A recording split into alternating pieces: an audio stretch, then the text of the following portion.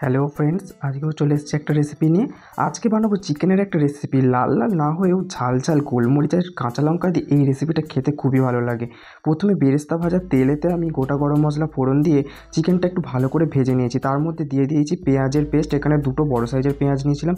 সেই পেস্টটা দিয়ে একটু ভালো করে কষিয়ে নিয়ে তার মধ্যে একটু গোলমরিচের গুঁড়ো দিয়েছি বেশ কিছুটা, দিয়ে আর একটু কষিয়ে নিয়ে কাঁচা লঙ্কা কুচি দিয়ে আরও একটু ভালো করে কষিয়ে নেওয়ার পর তার মধ্যে এবার দিয়ে দিয়েছি স্বাদ মতো লবণ আর পরিমাণ মতো হলুদের গুঁড়ো দিয়ে বেশ ভালো করে কষিয়ে নিচ্ছি।